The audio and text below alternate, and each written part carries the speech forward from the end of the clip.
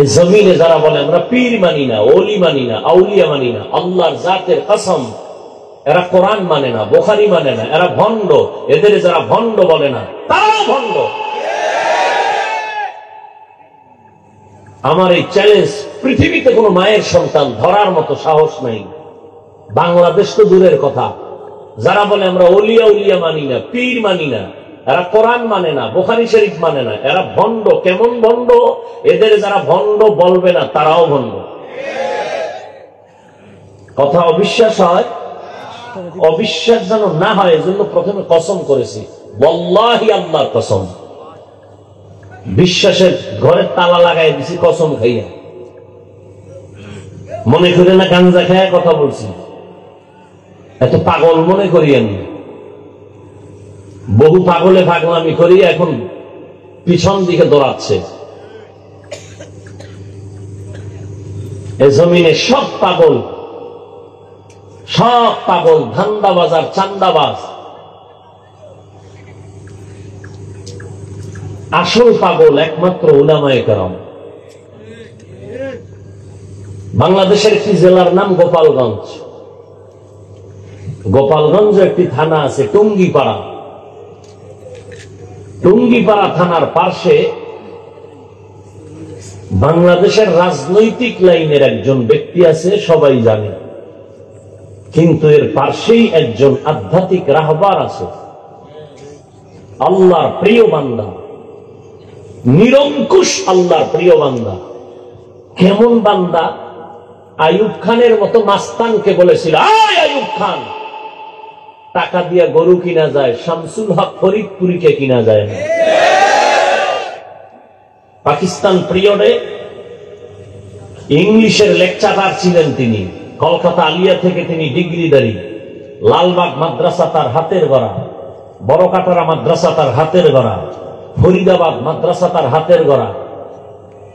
শেষ পর্যন্ত সমাধি তার গওহারডাঙ্গা মাদ্রাসায়। ওই এলাকায় সবাই জানে সদর সাহেব হুজুর।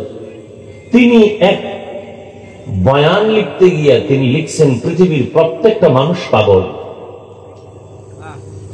কেউ টাকার পাগল, কেউ ক্ষমতার পাগল, কেউ চেয়ারের পাগল, কেউ নারীর পাগল, কেউ গাড়ির পাগল, কেউ সৌন্দর্যের পাগল, আর একদল পাগল শুধু আল্লাহর পাগল। যেই নারীর পাগল অল টাইম তার ফিকির আর জিকির নারী নারী নারী। যে বাড়ির পাগল সে অল টাইম তার অন্তরে ফিকির বাড়ি বাড়ি বাড়ি। যে ক্ষমতার ফিকির করে, ক্ষমতার পাগল, সে নামাজে দাঁড়াইয়াও ক্ষমতা, সে ওয়াজের প্যান্ডেলে আইসাও বক্তব্য দিয়া ক্ষমতা। বক্তা ওয়াজে বসে রাজনীতির ওয়াজ করতে পারবে না, তো রাজনীতির বক্তব্য চলে কেন ওয়াজের প্যান্ডেলে?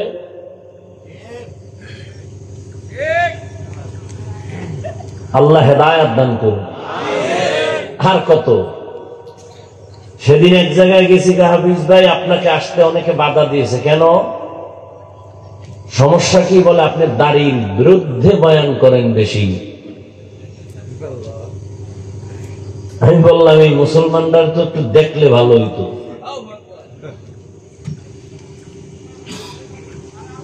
বয়ান উঠা বললাম, বাংলার জমিনে কেউ যদি ওয়াজ মাহফিলে বাধা দেয়, ওই জালেমের নাম ঠিকানাটা আমার হাতে দেন, ওই জালেমের বিরুদ্ধে নতুন করে আমি আবার আন্দোলন করব।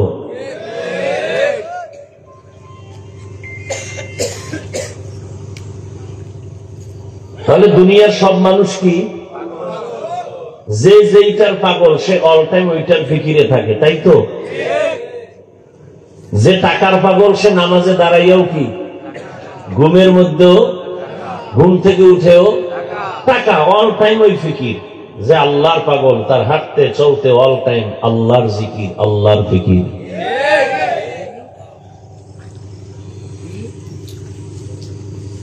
আল্লাহ আমাদের সহি বুঝ দান করেন। কোথা থেকে কোথায় চলে আসছি দেখছেন নি কারবার? বলেন তো কোথা থেকে কোথায় আসছি? খবর নেই। দরুদ শরীফ থেকে আসছি, 300 বার দরুদ। ইনশাআল্লাহ আমরা আমল করার চেষ্টা করব। তো আপনার ব্যবসায় ঝামেলা, কোনো তাবিজ লাগবে না। কোন পাথরের আংটি লাগান লাগবে না। গুলশানে একজনের দেখি 5 আঙ্গুলে 10টা আংটি, আকিক পাথর, এই পাথর সেই পাথর, দাম কত? একটা আংটির দাম 1.5 লাখ, 2 লাখ, 4 লাখ। বিষয় কি করে? এই পাথরে মাথা ঠান্ডা করে, এই আংটিতে আমি ধনী হয়ে যাব, আর এক আংটিতে গজব থেকে বাঁচবো। আমি কি, দুনিয়ায় যদি সব ধনী হয়ে যায় তো পাথর দিয়ে তো একটা ফকিন্নিও থাকতো না।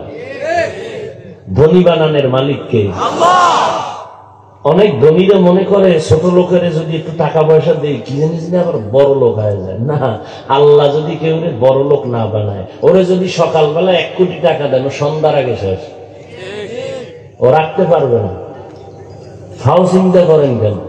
এই চিন্তা অনেকে সঠিকভাবে গরিবের জাকাত দিয়ে হক আদায় করে না, জাকাত দেয় ফ্যাশন।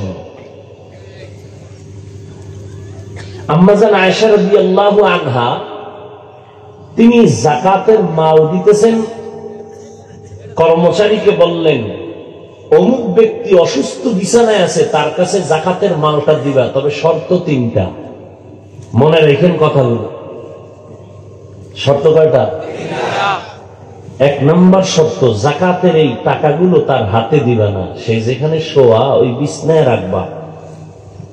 2 নম্বরে বলবা না এটা জাকাতের টাকা। 3 নম্বরে জাকাত দেওয়ার পরে তার কাছে কোনো দোয়া চাইবা না।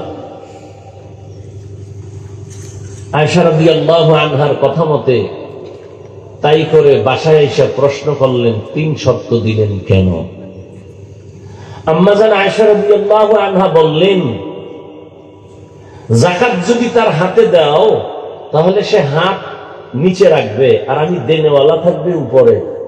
তার মানে সে মানে আমার টাকাটা অনুগ্রহের সাথে সে নিতেছে, সে ভিক্ষুকের মতো।